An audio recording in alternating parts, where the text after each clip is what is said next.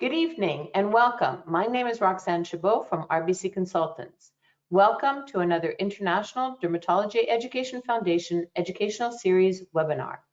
This evening, we're going to be talking about a targeted approach to non-segmental vitiligo treatment. Our moderator this evening is Dr. Leon Kircik, who's the president of the International Dermatology Education Foundation, clinical professor of dermatology at the Icahn School of Medicine at Mount Sinai in New York, Indiana University Medical Center in Indianapolis, and medical director of physician skincare, derm research, and skin sciences in Louisville, Kentucky. Our speaker this evening is Dr. Ted Lane, who is a board-certified dermatologist, chief medical officer at Sinai Dermatology, executive director and principal investigator at the Austin Institute for Clinical Research. We'd like to thank our supporter, Incyte, for making this educational event possible. Before we begin, a couple of logistic tips. If you're having issues hearing the webinar, you can listen to the presentation using your telephone. Just select phone call in the audio pane and the dial-in information will be displayed. If you're having technical issues or if you'd like to submit a question to our faculty, please submit your question using the question chat pane on the right-hand side of your screen. And within 1 to 2 days of the webinar, a survey link will be emailed to you. We'd greatly appreciate it if you could fill it in and send it back to us. Remember, if you want to submit the question, please submit your question in the question chat pane on the right-hand side of your screen. And I've written a little note there so you can see exactly where you need to submit your question. So without further ado, I will pass the floor virtually to Dr. Leon Kircik. Thank you, Roxanne, and good evening, everyone. Greetings from Vienna, Austria tonight. So it's about 3:30 a.m. here, local time, and I'd like to thank you for joining us tonight to another series of International Dermatology Education Foundation. As you know, International Dermatology Education Foundation is a nonprofit organization, and now we have been doing our webinars for the last several years, especially starting from the COVID time. Next slide, please, Roxanne. And our principal mission is to raise awareness and improve dermatology care all over the world through education, especially in underserved areas. As you may remember, we have done several webinars, not only in US and Canada, but also in Europe, Southeast Asia, and South America. Tonight, we are very lucky to have Dr. Ted Lane from Austin, Texas, to discuss a novel treatment approach and targeted treatment approach to vitiligo. Without any further ado, Ted, take it over. And thank you for joining us. Thanks so much, Leon, and I hope you get some rest at some point. Welcome, everybody. I'm so excited to be here. We are going to talk about a targeted approach to non-segmental vitiligo treatment. I am a dermatologist in Austin, Texas, as Leon mentioned. So this promotional presentation is sponsored by Incyte. I am being compensated to be here. We are going to stay consistent with FDA regulations and stay on label, please. We will only accept on-label questions at the end. I will discuss the important safety information, but the full PI is available at this presentation as well. So the indications and usage. So we know that Opzelura or topical ruxolitinib is indicated for two things. I'm going to talk today about the topical treatment of non-segmental vitiligo in patients 12 years of age and older. It's also indicated for the topical short-term and non-continuous chronic treatment of mild to moderate AD in non-immunocompromised patients 12 years of age and older, when their disease is not adequately controlled with topical prescription therapies or when those therapies are not advisable. There's a couple of things to discuss here. In the vitiligo indication, remember that in the clinical trials, as we'll talk about, the maximum body surface area applied was 10%. And so if you have your charting in your notes, make sure that you do not go over 10% in terms of the body surface area in which the Opzelura will be applied. For AD, it is 20%. Now, it is continuous treatment for vitiligo up to 10% and non-continuous treatment in AD up to 20%. So there's a couple of differences there in terms of what you should chart in order to get this drug covered. In terms of limitations of use of Opzelura in combination with therapeutic biologics, other JAK inhibitors, or potent immunosuppressants such as azathioprine or cyclosporin is not recommended. The ISI. Now, Opzelura is a JAK inhibitor. It's a topical JAK inhibitor, but unfortunately it still has the black box warning that we have to discuss. There are 5 aspects to the black box warning: serious infections that we'll talk about, higher rate of all-cause mortality, including sudden cardiovascular death, lymphoma and other malignancies, major adverse cardiovascular events, including MI and stroke, and thrombosis. So those are the 5 aspects of the black box warning that every JAK inhibitor has on label. All right, let's talk about vitiligo as an autoimmune skin disease. We'll talk about the burden of it and how it's currently being managed prior to the approval of Opzelura. So we know that it is an autoimmune disease. There is a genetic component in 25 to 50% of people. In fact, 6% of people actually have a sibling with vitiligo, but there are also potential triggers which essentially cause disruption to the barrier or somehow harm the skin, whether it's sunburn causing trauma, physical skin trauma itself, so the Kebnerization of vitiligo is well known, chemical exposure, psychological stress. That mind-skin connection is so strong. We're learning more and more about that. And sometimes we don't know why vitiligo occurs. There doesn't seem to be a trigger, but what we do know is that there is an interplay with the inflammatory cycle, the genetic predisposition, the external triggers, maybe internal in terms of psychological stress, that all can lead to the destruction of melanocytes. It's the most common depigmenting skin disorder worldwide, affects almost 3 million adults in the United States. About 50% of people develop the condition before the age of 20. What does that tell you? Probably the majority of patients with vitiligo are pretty healthy. They're young, so they probably don't have a lot of comorbidities, although you do have to check for other autoimmune conditions. For example, autoimmune thyroid disease. So you'll want to check labs when you first see a patient. When you diagnose a patient with vitiligo, you whip out your Woods lamp, you check, and you see the depigmented areas, and you say, you've got vitiligo, I need to check some labs to make sure that you don't also have a concomitant autoimmune disease such as thyroid disease, alopecia areata. You may even want to check a hemoglobin A1C. Vitiligo affects people of all skin types as well. It's classified based on clinical phenotypes. There's non-segmental vitiligo and segmental vitiligo. Remember, in the indication for Opzelura, we are only talking about non-segmental vitiligo. Segmental vitiligo tends to occur in even younger patients. It happens, as the name implies, in a segment. It tends to respect the midline, almost dermatomal in some patients, although it can be plurisegmental, and it tends to occur very rapidly and then burns out. It is the type of vitiligo that is very resistant to treatment. Now, non-segmental vitiligo, on the other hand, tends to be much slower. Also can occur in younger patients, like I said, about 50% before the age of 20, but it tends to be much more slow in its evolution.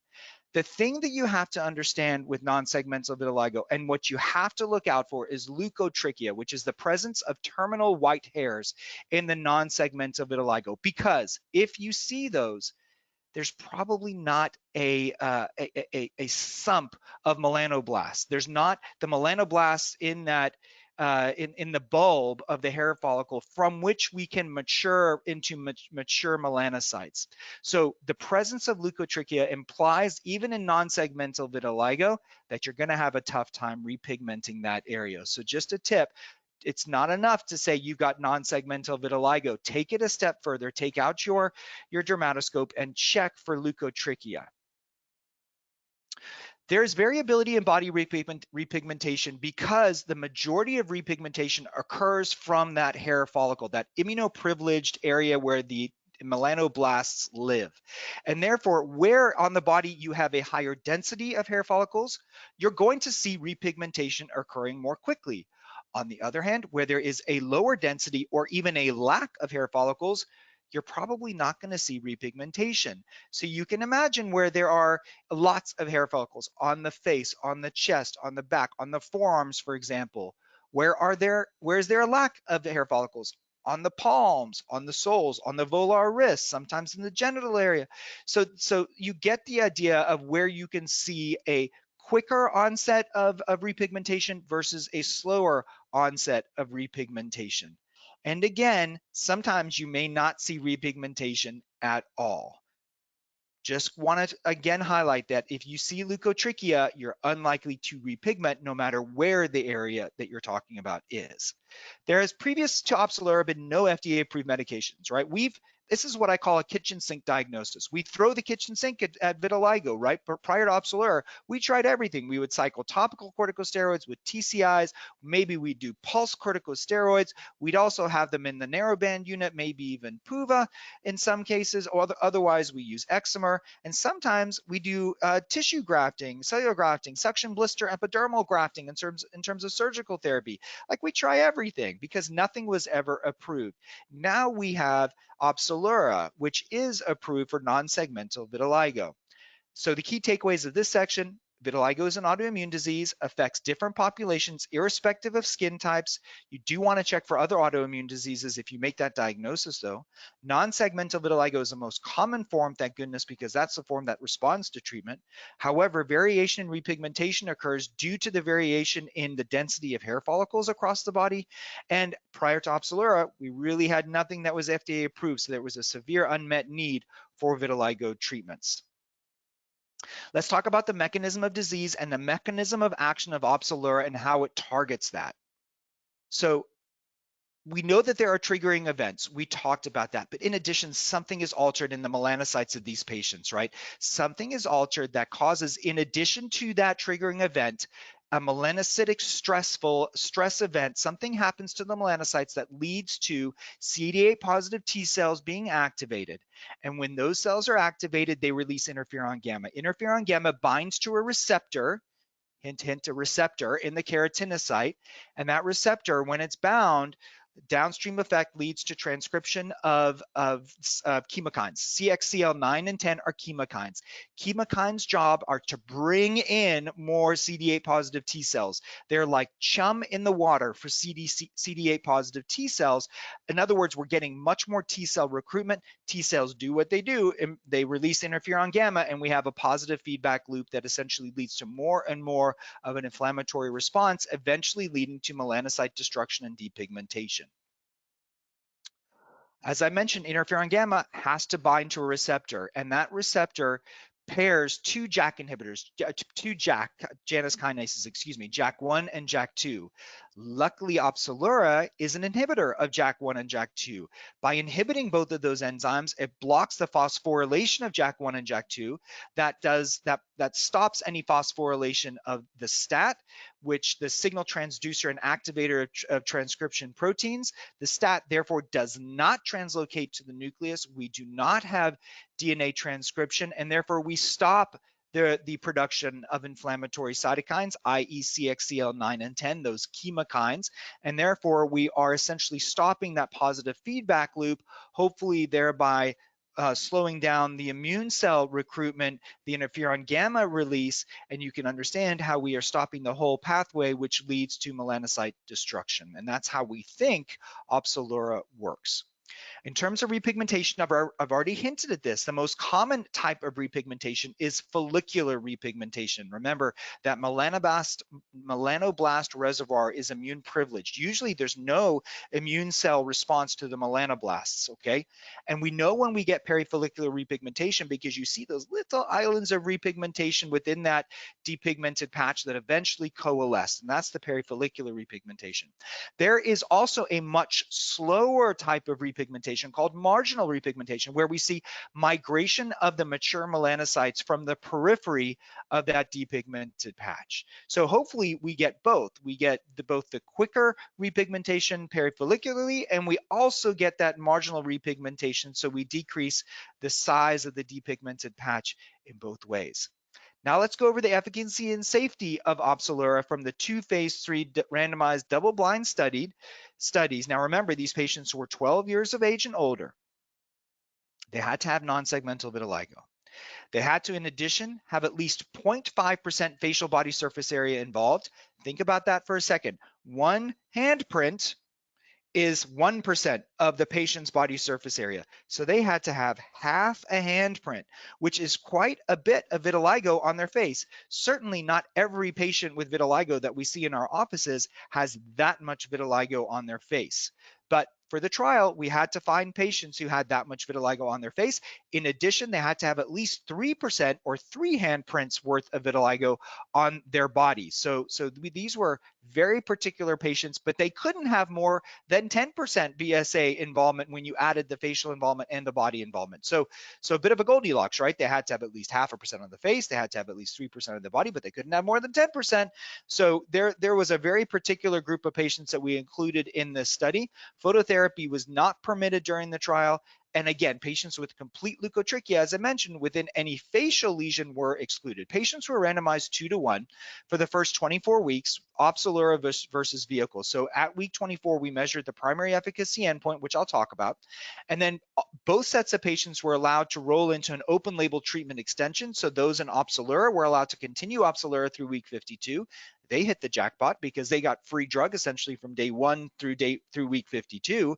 Those patients who were in the vehicle group were then re-randomized into the Opzelura group. Well, they weren't randomized, they were placed on Opzelura from week 24 to week 52. And then we actually have another study after that that we'll talk about as well. So we have lots of data for these patients. The primary endpoint was a 75% improvement in F-VASI.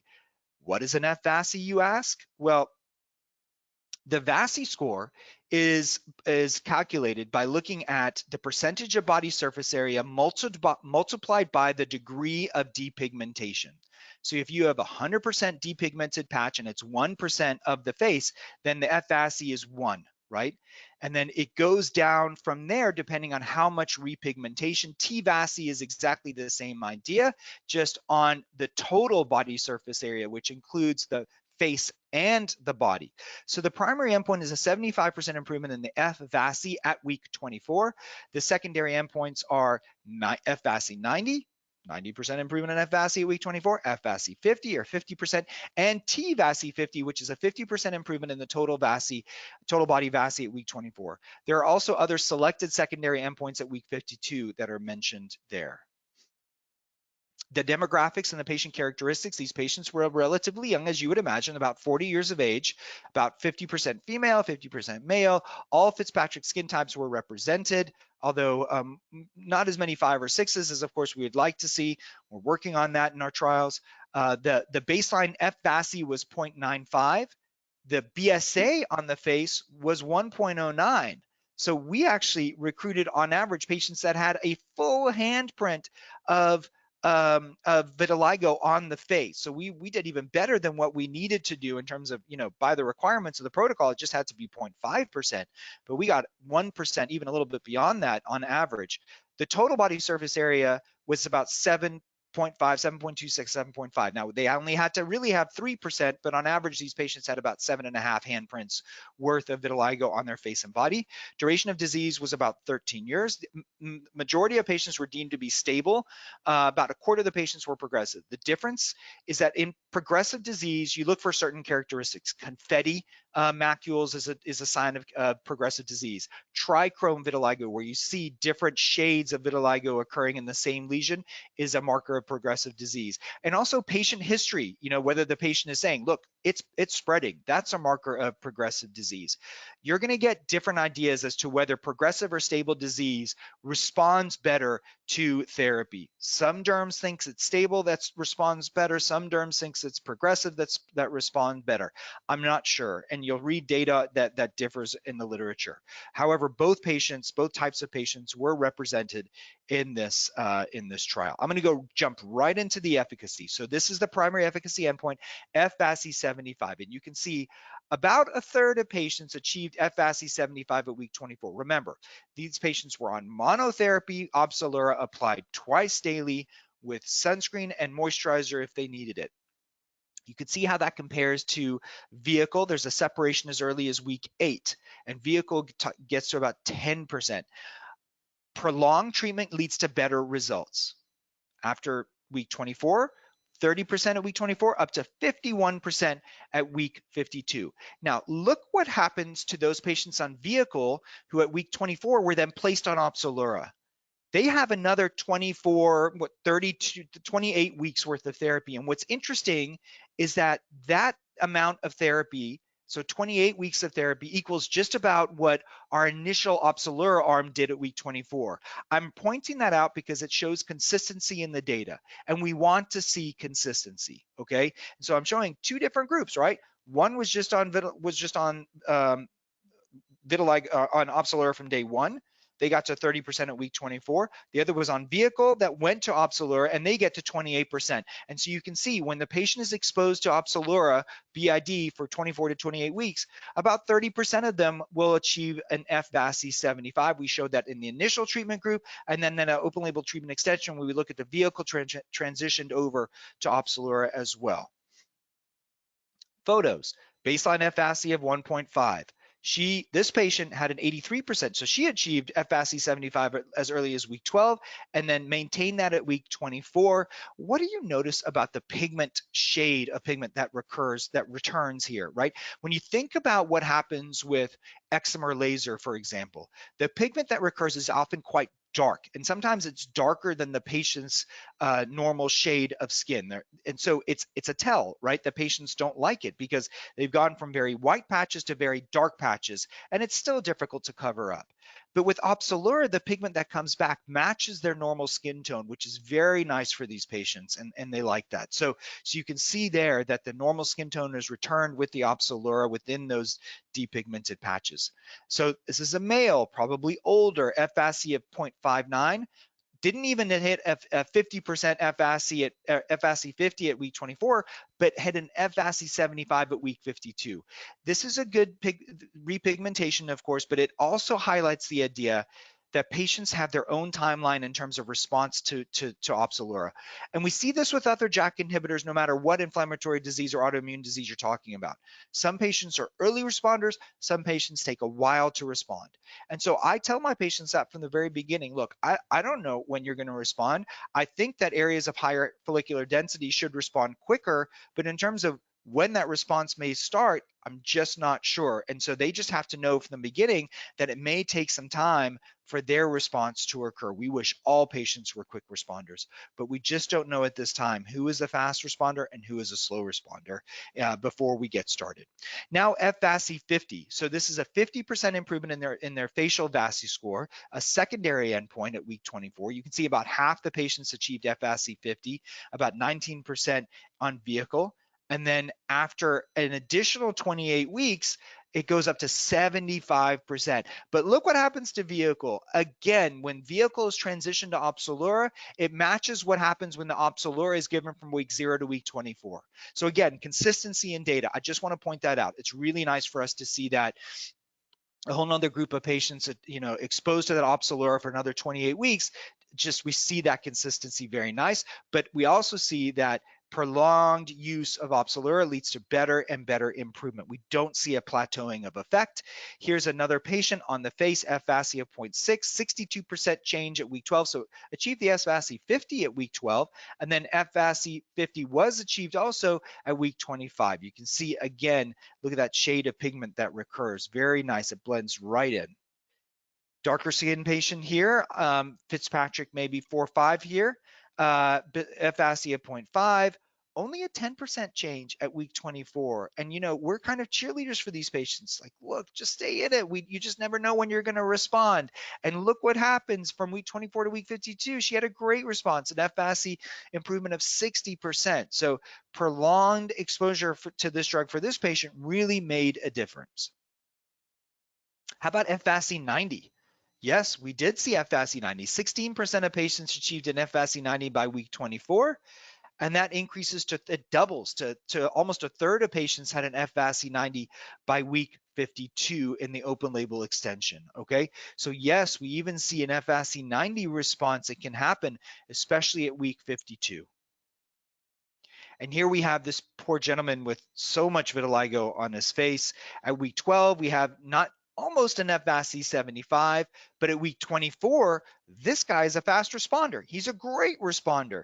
And you could see all that perifollicular repigmentation, all those islands of repigment kind of coalescing together, such that the only real vitiligo that he has is on his very lower face there along the chin and around the mouth. So really nice response for this gentleman, got to an FAAD 90 at week 24. Younger patient, darker skin tone, F-VASI of 1 goes to an F-VASI of 0.1 at week 24 and a 0.01 at week 52. So very nice response. I'm showing you in men who are older, in females who are younger. Again, vitiligo can occur in all Fitzpatrick skin types, and we see response in all Fitzpatrick skin types as well, as we're showing you in these photos. Okay, now let's talk about T-VASI. And the thing you have to remember is that T-VASI is a much more difficult endpoint than F-VASI. Why? Because the T-VASI is the total, right? It is all areas on the body and face. And remember, some areas have a higher follicular density and some areas have a lower follicular density. But we didn't care in the trial. We took all comers, okay? So of course it's going to be harder to see an endpoint of T-VASI than with the F-VASI, where there's a consistently higher density of follicles on the face, and that's what the F-VASI measures alone, whereas the T-VASI is the body and the face. So the T-VASI 50 was a secondary endpoint. We absolutely hit that at week 24. 24% of patients had a 50% improvement in their VASI score over their total body at week 24, and that improves to 51% at week 52. And you can see what happens from vehicle to Opzelura in that gray to light blue. They hit 27% at week 52, which matches the initial Opzelura arm as well. So consistency and data there, very nice. But again, the idea is prolonged use of this drug doesn't plateau. We keep getting better and better. On the neck, we see nice improvement on this young person. Difficult on the knee, right? Difficult. It's an area of trauma. We talked about Kebnerization, plus an area where there may not be many hair follicles. So it can be really, really difficult. And I think it's important to show the VASI scores by location. You can see the face did well. The feet, not so well. There's not a lot of hair follicles there. The hands didn't have it, so we can't really talk about. Lower extremities did okay. The trunk did really well, and the upper extremities did well. So you kind of get the idea. Where there are more hair follicles, you can expect to see better results. Here we see a hand. It's tough on the hands, right? The dorsal hands can be tough, but the trunk had a very nice response. So again, there's going to be a differing in response based on the body area that we are dealing with. Let's talk about safety. So treatment emergent adverse events. These are adverse events that only occurred once patients started using Opzelura. That doesn't mean that they are related to the Opzelura necessarily, only that they happened while the patient was using the Opzelura. Remember, at the beginning of a trial, the patient comes in for a screening visit, and then a few weeks later, they come in for the baseline visit. Well, it's only at the baseline visit that they start applying the Opzelura. The weeks between screening and baseline, they are not on Opzelura, but we are still capturing AEs. So that's why the treatment emergent AEs are only those AEs that occur when patient is using the Opzelura, versus all AEs which would occur from screening to baseline and then beyond. Just to give you an idea of why it's called treatment emergent AEs. Acne is the most common. We see acne with JAK inhibitors. Every JAK inhibitor that I've seen in their results has acne associated. We call it JAKne. We're not sure why. Usually responds to a topical benzoyl peroxide wash even. Sometimes a short course of antibiotics can do it, can really take care of it as well, and it usually goes away. Sometimes you have to take a little break, but in my experience, you usually don't. A thinner layer with moisturizer, sometimes a benzoyl peroxide wash, and the acne goes away. Application site pruritus in 5%. Can occur in my experience, very mild to moderate maybe. It tends to go away with a thinner layer or with moisturizer alongside it. Otherwise, you see the very common AEs that we see in almost every trial: nasopharyngitis, headaches, UTIs, then the application site erythema that can occur in 2%, and 1% had pyrexia. In that brown box underneath, when we look at the phase 3 vehicle controlled study for 24 weeks, we even show you the AEs that occurred in 0.5 to 1%. Which were application site dermatitis, and then you can read on from there. So very, very low incidence. Overall, a very nice safety profile that all seems to be related to topical application. In terms of the rates of TEAEs leading to discontinuation, I look at that. It's important. Remember, patients are on trials voluntarily. They can end their participation at any time. There's no barrier to exiting a trial, right? They can ask for some other therapy from the investigator very easily.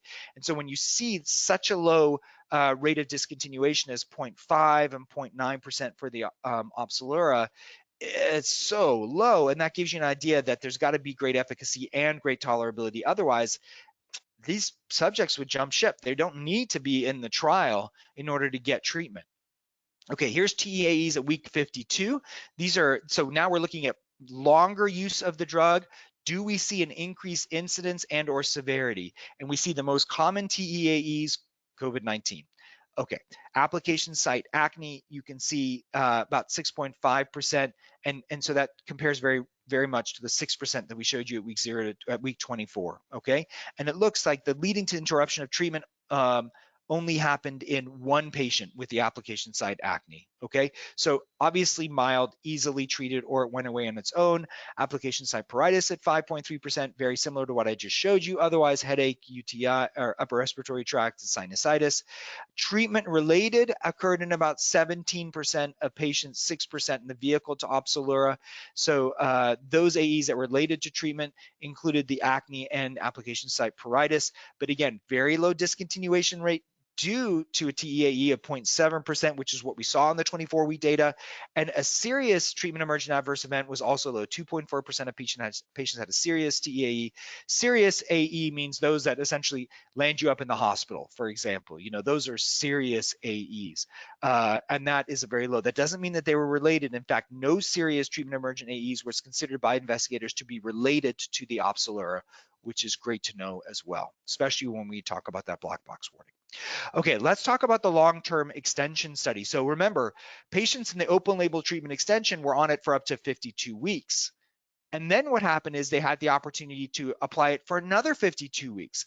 What we did is we looked at those patients who at the end of the 52-week trial had an FAAD 90 or not. If they did have a 90% improvement at their FAAD at week 52, they were re-randomized to either continue the Opzelura twice daily or to go on to vehicle, which is the withdrawal arm, right? And the idea is in the vehicle group, if they dropped below an FAAD 75, they were put back on the Opzelura. So there was rescue allowed. They weren't going to allow them in the trial design. Patients weren't going to be allowed to get worse than an FAAD 75. They were going to be given Opzelura to recapture that, and we're going to see how well they recapture that. And then for those patients who were at week 52 who had not achieved an FAAD 90, they were kept on the Opzelura. So that was an open label. They were kept on the Opzelura through week 104. So we have lots of data through 2 years on patients that were on Opzelura. The primary endpoint was the time to relapse in cohort A. That was the first cohort where patients were randomized if they had already achieved FAAD 90 or better. And we wanted to see for those who had been randomized to the vehicle at that point, how long until they dropped to FAAD 75 and needed retreatment. Also, for those patients who were kept on Opzelura, how long until they dropped to FAAD 75 if they did? That's important to know. Like, did it lose efficacy with prolonged use? And then key secondary endpoints was the time to maintain FAAD 90 response. How well did they retain their response in cohort A? Other secondary endpoints was in cohort B, percentage of patients achieving FAAD 75 or 90 in cohort B. Remember, all we know in cohort B is that they didn't have an FAAD 90 at week 52. We don't know about FAAD 75. That wasn't what the deciding factor was in terms of cohort A versus cohort B. And then we also want to look at the proportion of patients achieving T-VASI 50 in cohort B, and then of course safety as well. The patient demographics, these patients were around 40 years of age. Nothing new here, honestly, guys. I'm just going to tell you the baseline FAAD, T-VASI, BSA, TBSA, all about the same as what I showed you in the initial demographics and characteristics slides, okay? So nothing new here that would make you concerned or show you something different. Okay, our favorite thing, the Kaplan-Meier curve. Okay, so this is cohort A. Remember, all of these patients had at least an FAAD 90 at week 52. Now, the green line is those patients who were randomized to maintain an Opzelura, on Opzelura, and then the gray line is those patients who were re-randomized to the vehicle or with the withdrawal arm. We want to know what the median time is to go from an FAAD 90 to an FAAD 75 or below, and that wasn't hit. So we can't tell you what the median time was because we didn't get it. We didn't get to 50% of people dropping below FAAD 75 in the vehicle arm by the end of the study. Good to know, right? So if they have an FAAD 90 or more, and for some reason they have to stop using Opzelura, they're underinsured, they just want to stop using it, they move, who knows? There's so many different reasons. it takes a long time for them to get to FASI 75 on average, right? This is the median, right? Now, that means that, of course, we know that the probability of maintaining FASI 75 or higher is higher in patients who continue Opzelura. You can see the Opzelura line is higher than the vehicle arm. So we know that. And we also know that most patients in the withdrawal arm who lost FASI 75, because there were patients who did lose FASI 75, it just wasn't 50% of them. So those patients who lost FASI 75, the majority of them were able to regain response. Okay, so that's also good to know as well. For those patients who did relapse in the vehicle arm, it wasn't 50%, but there were patients who relapsed. Those patients who did relapse go from an FASI 90 or above to an FASI 75 or below. Most of those relapsed within the first 4 months. Okay, so it looks like there are going to be quick relapsers, which is the minority of patients, and the majority of patients are going to be very slow relapsers. So that's what we know from this study. Now, the most patients maintain the FASI 90 response in cohort A. Okay, so this is again cohort A. Now, in terms of the response, the withdrawal arm, the median duration of FASI 90 response was 6.5 months. So remember that first chart that I showed you was how many were going to relapse to 75 or below, and we didn't hit that number through week 104. Okay. But we do, when we're just looking at loss of FASI 90, we do hit that number, and that's 6.5 months. So 50% of patients at about 6.5 months lost that FASI 90. So it takes a long time for these patients to lose a really good response, which is also important for us to know. So patients can take a break, it looks like, and it may take up to 6.5 months or more for them to lose that response, so that it can be a very prolonged effect even after stopping the Opzelura. I remember being taught about, what causes the pigment to stick around the longest with vitiligo. We were always taught that it was light treatment tended to be the treatment that caused the pigment to stick around the longest. The pigment that recurred due to steroid, for example, was the stuff that went away the fastest.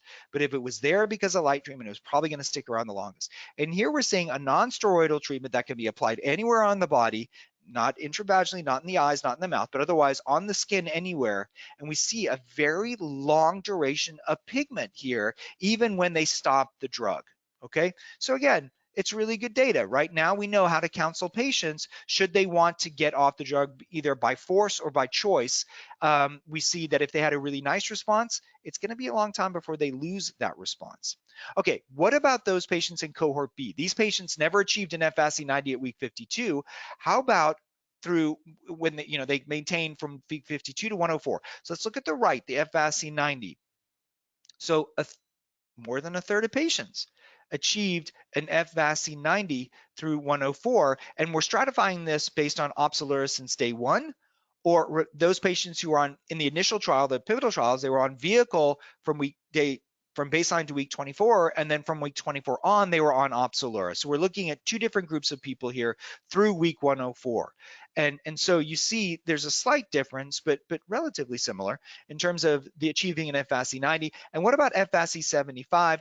Again, prolonged use of this medication gives better and better results. And we see 2/3 of patients with continued use of Opzelura from day one through week 104 achieved FASI 75, even if they didn't achieve FASI 90 at week 52. And if they didn't achieve FASI 75 at week 52 either, they could through week 104. It just speaks to the idea that some people are slower responders and some people are quicker responders. And don't throw the baby out with the bathwater here. If you don't see a great quick response, keep going, because your patients may very well be a responder that is slower than others. So patients achieving FASI 90 at week 104, so baseline FASI of 0.5, week 24, just a 20% change. So not a fast responder, this guy. But at week 52, we see an FASI 50, and at week 104, an FASI 90, an FASI of 94%. So between week 52 and week 104 is when we see a ton of response in this gentleman. So it just, again, different timeline of response to this drug, just like with other JAK inhibitors in other disease processes that we know about. Here we see the T-VASI 50. And so again, prolonged exposure, prolonged use of the drug, we see better and better response. The top line is for those patients who were on Opzelura from day 0. The bottom line is who are on Opzelura from week 24 onwards. And we see better and better response over time, even in T-VASI 50, even in those patients. Again, this is cohort B, so this is not the best responding patients based on their F-VASI. Those patients are in cohort A.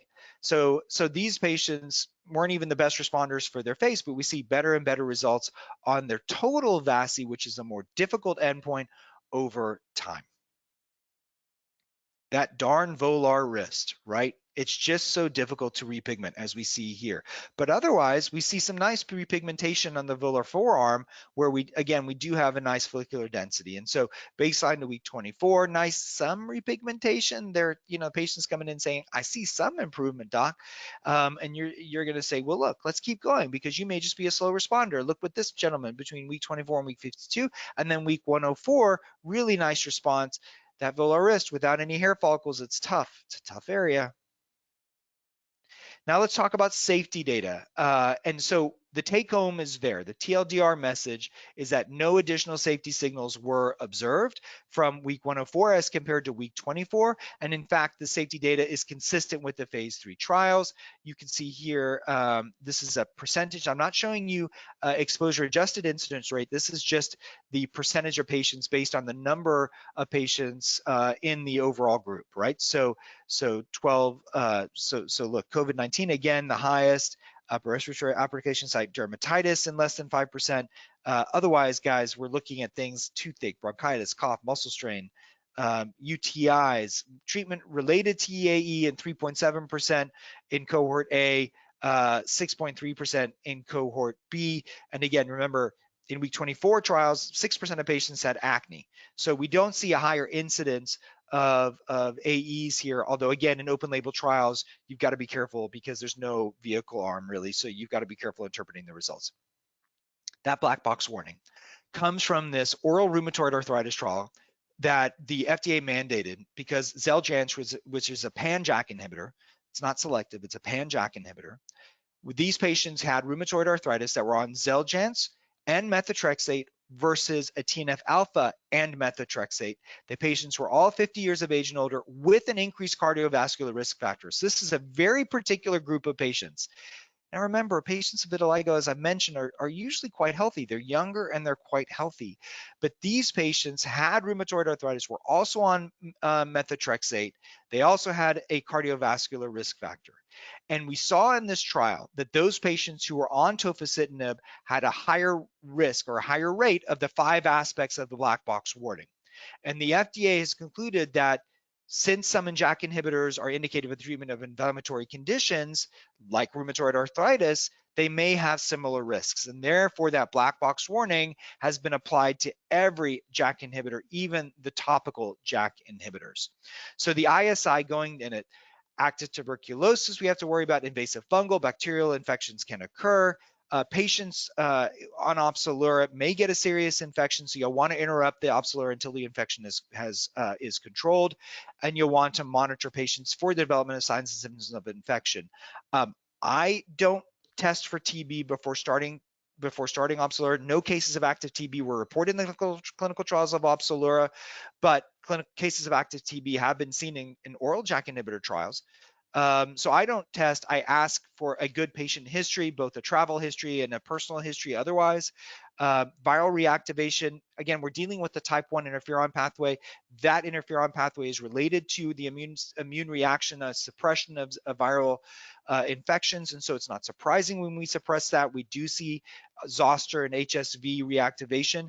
That may occur. You'll want to give the Opzelura a break if that happens and then restart once everything's gotten better. Opzelura is not recommended in patients with active hepatitis B or hepatitis C. So again, that is another part of the patient history that you'll want to get before starting Opzelura. In terms of now, we're showing you exposure adjusted incidence rates. So that means that we are looking in these groups of patients at patients who may have been exposed to Opzelura for different amounts of time. And so to account for that, we're going to say, okay, if for patients there, if we take 100 patients and they're exposed to Opzelura for 12 months, for 1 year, what is the number of incidents of serious infections versus vehicle, of opportunistic infections? And you see they're very low. So serious infections, less than 1. Herpes zoster, much less than 1. Non-melanoma skin cancer, 0.1. Other malignancies, 0.3. Thromboembolic events, including cardioventricular thrombosis and TIAs, very low as well. So I'm not saying the risk is 0. It's obviously not. We see numbers that are not 0 here, but what we see here is the risk for that black box warning seems to be very, very low with Opzelura when we're looking at nearly 868 patient years worth of data in this chart. Mortality in that oral trial, there was a higher rate of all-cause mortality in the JAK inhibitor group. And so in malignancies, those patients with a history of current or history of smoking were at an increased risk of malignancies, including lymphoma and other malignancies. So you'll want to consider the benefits and the risks of treating patients with a history of cancer, except for successfully treated non-melanoma skin cancer with Opzelura. And you'll want to make sure you're doing an annual skin check for those patients who are applying Opzelura as well. Major adverse cardiovascular risks also we're seeing also seems to be higher in smoking history. So again, that's part of your history that you'll want to get. And if patients do unfortunately experience a myocardial infarction or stroke while they're using Opzelura, you'll need to stop the Opzelura. And so again, that current or past smokers do increase the risk there. Thromboembolic events were observed in trials with Opzelura. These includes PEs, DVTs, and arterial thrombosis that can occur. That was seen at a higher rate in that oral trial as well in the JAK inhibitor arm. So you'll want to make sure patients understand the signs and symptoms of thrombotic events and make sure you're following them. And if they have a history of a DVT or PE, they may not be the best patient for a JAK inhibitor overall. In terms of dosing and administration, remember this is a non-steroidal, it's applied twice a day, but it can be applied anywhere, including around the eyes, around the mouth, to the external genitalia. Of course, it is not meant for ophthalmic, oral, or intravaginal use. If patients at week 24 don't see meaningful repigmentation, they should be reevaluated by you, and you decide along with the patient in a shared decision-making model whether Opzelura should still be used. But as I showed you, there are patients who are slow responders, and so it may be worth it just to continue treatment because you never know. Patients should not use more than 1 60-gram tube per week, up to 10% of the total body surface area. We've discussed that. It would be really difficult to use more than 1 60-gram tube per week. This medication applies very nicely and it spreads very evenly and nicely as well. Other ISI, the bone marrow suppression, the thrombocytopenia, anemia, and neutropenia were seen. Perform CBC monitoring as clinically indicated. I do not do that personally with Opzelura. I do that with some of the JAK inhibitors, the oral JAK inhibitors, but I do not do that with Opzelura. Lipid elevation has been seen with oral ruxolitinib, and so take that into account, but again, not on label to do any testing for lipids. Adverse reactions we've talked about. There's a pregnancy registry. Probably just don't want to go there, in my view, nor do you want women who are breastfeeding to use Opzelura for approximately 4 weeks after the last dose. They don't want to breastfeed for 4 weeks after the last dose, which is approximately 5 to 6 half-lives as well. Okay, patient selection, they've got to be at least 12 years of age with non-segmental vitiligo, up to 10% of the body surface area. There is a prior authorization appeals assistant with Cover My Meds. There's a copay savings program with cover patients with commercial insurance, pay as little as $0. There's also a patient assistance program with Incyte Cares as well, which help those who are uninsured or underinsured with Medicare Part D. So make sure you reach out to your local pharmaceutical representative from Incyte to talk about that. So in summary, it's the first and only FDA-approved topical JAK inhibitor for patients 12 years of age and older with non-segmental vitiligo, up to 10% body surface area involved. Repigmentation takes time. Remember that. We showed you that time and time again. You've got to set patient expectations. Therefore, it is a non-steroidal, can be applied everywhere except in the mouth, in the eyes, and intravaginally. Otherwise, everywhere else is fair game. It's applied twice a day. Remember that. And the most common reactions, as I mentioned, were application site acne in 6% and itching in 5%. And otherwise, we see nasopharyngitis, site erythema in 2%. Okay, so patient support obtain support with Yours Truly, a program that provides resources for patients to help them navigate the steps in their treatment journey. There's Onward Opsilura, which is a series of webinars that's available to them, and Go Digital with the Derminder, an app that can help your patients track their treatment applications, which is very nice, helps them stay compliant as well. All right, I want to thank you for your time and attention. I'm happy to take any on-label questions. Again, thank you to our supporters, Incyte Dermatology, for making this educational event possible. Remember, if you want to submit any questions, please use the question chat pane on the right-hand side of your screen. If you think of any questions after the webinar, you can always send them to info@idefeducationalseries.com. And also remember to tune in on next Tuesday, November 21st, for Dr.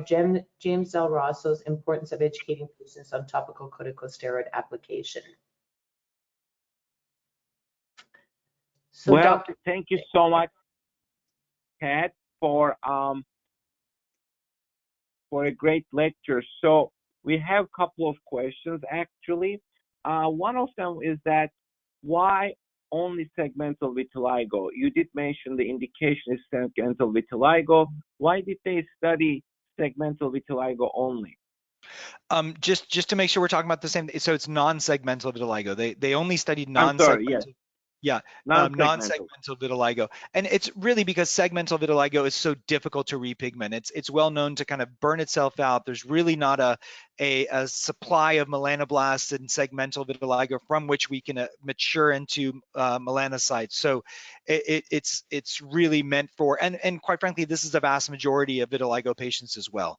So I think that's why it was focused on non-segmental vitiligo. Great.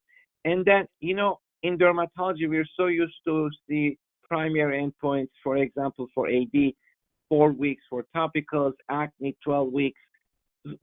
So 6 months is a pretty long time. And how did they come up with that number? Why is that 3 months or 12 months, but 6 months? Was that sort of a guesstimate? I'm sure they saw in earlier trials, Dr. Kircik, that they saw you could see that it took about 8 weeks for there to even be a separation from vehicle, okay?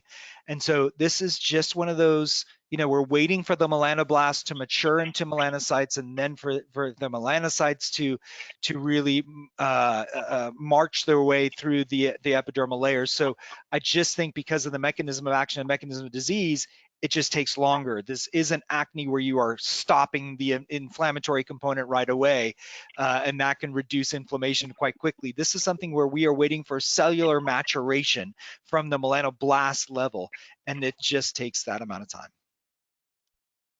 Great. So one question comes up always: how do you handle the acne?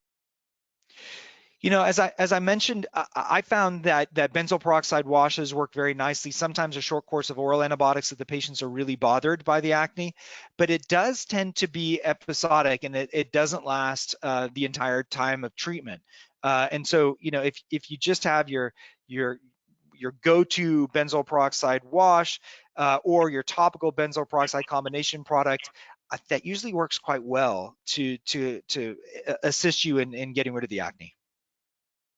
Great.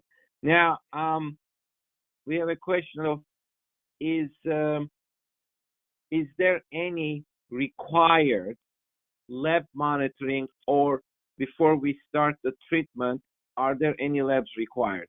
You did tell us what you do, actually. I do remember, or what you don't do. Yeah. There are no required there's no requirement for lab monitoring either before or during treatment on label. So that differs versus the oral JAK inhibitors, right? In my experience, I do not check labs while patients are on topical ruxolitinib. I do ask them if they have a primary care doctor. If they do get annual labs with their primary care doctor, I just want to ensure that's happening. But in terms of my monitoring for these patients, I do not proactively check labs. Great. Does it have to be refrigerated? Does the drug have to be refrigerated? Another question. I do not think it needs to be refrigerated. Anyone from Incyte, if I'm incorrect about that, but I'm quite sure it does not need to be refrigerated. I don't think so either. I don't think that's in the package insert. Yeah. And one more time, maybe you can repeat for us about the maximum amount that can be used per week. Yes, it's 160-gram tube per week. And remember, it's up to 10% body surface area. So I just think it would be very difficult to use that much anyway in 1 week. Perfect. We have another question. What was the youngest age in the trial? It was 12 years of age and older. Perfect. I think that's all our questions. I thank you so much for joining us tonight for an eye-opening lecture. It's really always exciting to hear from you. Always I learn something new. I thank you Thanks, very Sibo. much. And of course, and please, everyone, thank you for joining us. And please join us next week with a fireside chat with Dr. Jim Del Raso. Have a good evening. Good night, Good night, everybody. everybody. Thank you.